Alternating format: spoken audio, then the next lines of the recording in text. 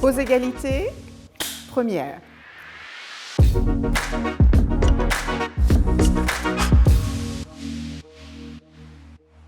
Bonjour à toutes et à tous. Je me réjouis de partager avec vous ce premier épisode de notre Pause égalité.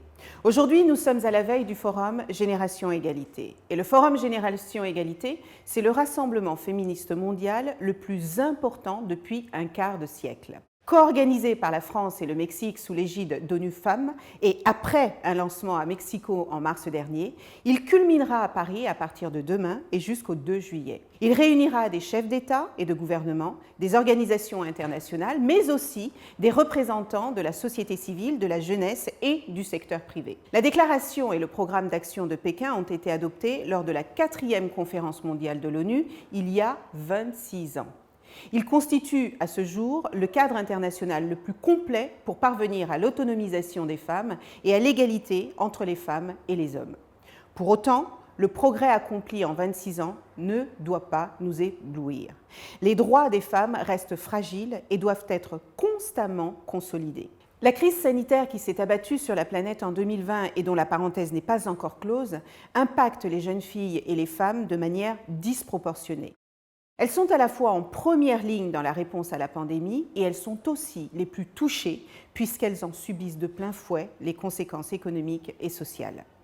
Pour reprendre les mots du secrétaire général des Nations Unies, elles sont également victimes de cette pandémie de l'ombre que sont les violences sexistes et sexuelles et qui ont augmenté considérablement avec les confinements.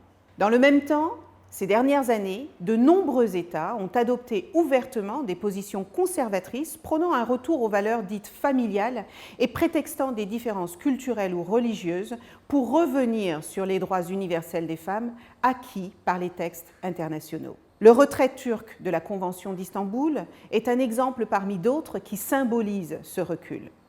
La cause des femmes n'est donc pas un combat d'arrière-garde. C'est au contraire un combat plus que jamais d'actualité. Regarder le chemin parcouru n'est plus suffisant. Le moment est venu de prendre des engagements solides et définitifs pour éradiquer ces injustices et ces inégalités et faire de nos sociétés des sociétés pleinement égalitaires. Le président de la République, Emmanuel Macron, a érigé l'égalité entre les femmes et les hommes en grande cause du quinquennat. La lutte contre les violences sexistes et sexuelles en constitue le premier pilier. Et cette grande cause est aussi une grande cause mondiale portée par notre diplomatie féministe. Nous portons ce combat dans toutes les instances multilatérales internationales. Le Forum Génération Égalité en sera le point culminant. À cette occasion, nous ne cherchons pas de grands discours, ni de principes ou de déclarations. Nous souhaitons des engagements concrets, novateur et collectif. Ce renouveau, c'est un multilatéralisme par des actes et c'est un multilatéralisme participatif puisqu'une grande place sera donnée aux associations et en particulier à la jeunesse.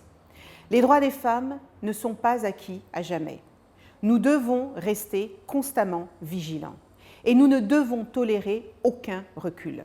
Les femmes doivent être placées au cœur du monde de demain que nous bâtissons dès aujourd'hui. C'est l'ambition du Forum Génération Égalité.